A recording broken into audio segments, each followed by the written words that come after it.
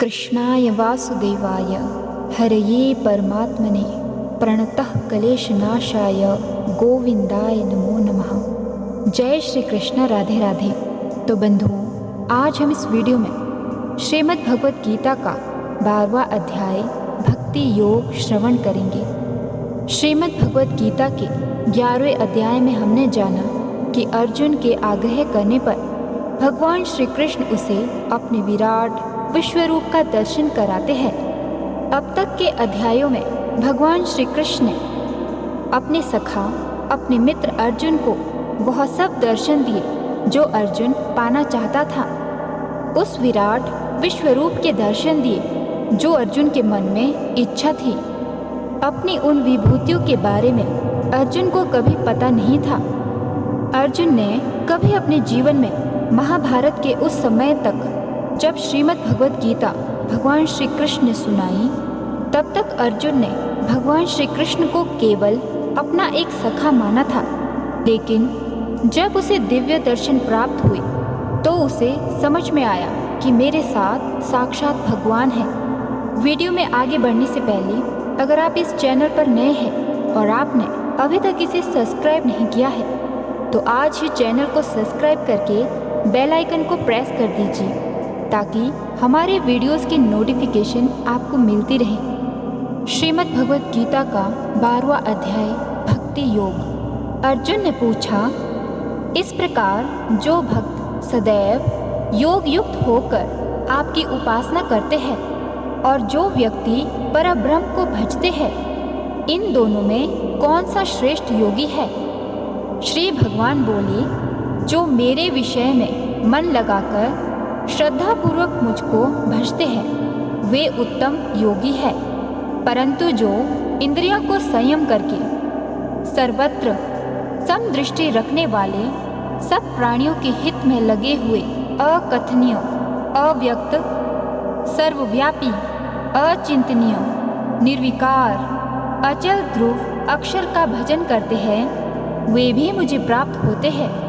अव्यक्त में जिनका चित्त आसक्त है वह कष्ट अधिक पाते हैं, क्योंकि अव्यक्त गति को प्राणी कष्ट से पाते हैं। हे पार्थ, जो प्राणी अपने सब कर्मों को अर्पण करके मेरी शरण में आकर अनन्य भक्ति से मेरा ध्यान करते और पूजते हैं, उन शरण में आए हुए भक्तों का मैं थोड़े समय में ही मृत्युयुक्त संसार से उद्धार कर देता हूँ। मुझ में ही मन रखो, मुझ में ही बुद्धि रखो, तब तुम मुझी में निवास करोगे, इसमें कुछ संदेह नहीं। हे धनंजय, यदि इस प्रकार तुम मुझ में अपने चित्त को लगाने में समर्थ न हो तो अभ्यास योग द्वारा हमारे पाने के लिए बारंबार यत्न करो। यदि अभ्यास भी ना कर सको तो मेरे उद्देश्य से व्रत आदि ही करो।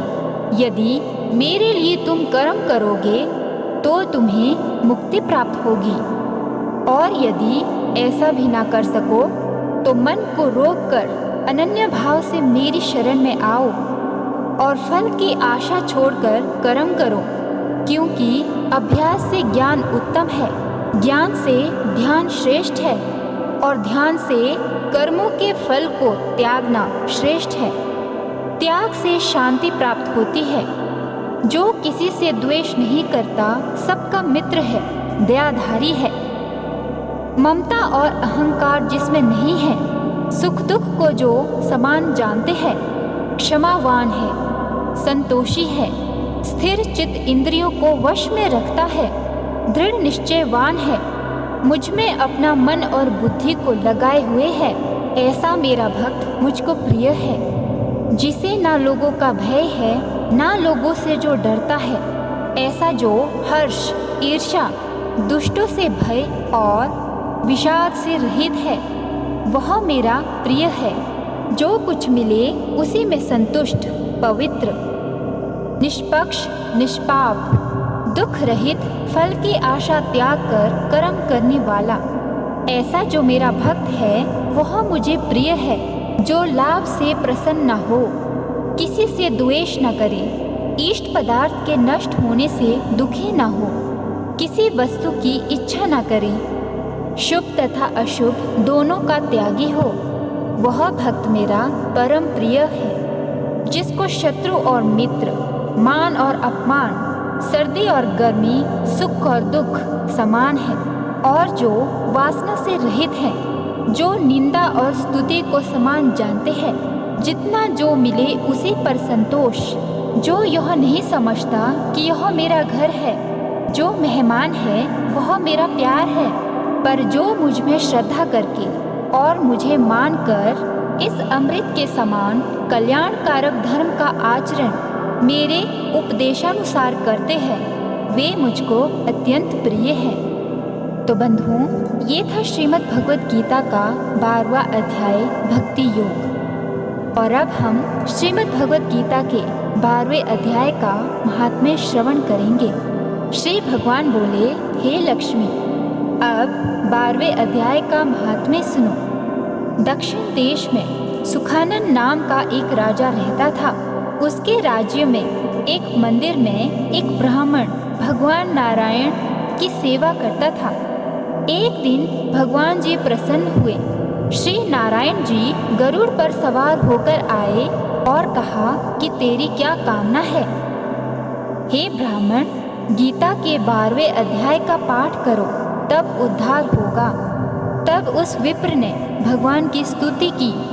श्री नारायण जी ने विप्र को कहा, हे पंडित, आज से इस नगरी का राज्य तुमको दिया। इतना कह अंतर ध्यान हुए वह विप्र घर को गया। उस देश के राजा के कोई संतान न थी। राजा ने उस विप्र को बुलाया और विप्र को राज्य देके आप तप को गया। वन में विरक्त होकर रहा और विप्र राज्य करने लगा। श्री नारायण जी कहते हैं, हे लक्ष्मी, यह गीता जी के 12वें अध्याय का महात्म्य है, जो मैंने कहा और तुमने सुना है। तो बंधुओं, ये था श्रीमद् भगवद गीता के 12वें अध्याय का महात्म्य। मिलते हैं 13वें अध्याय में। तब तक के लिए राधे राधे।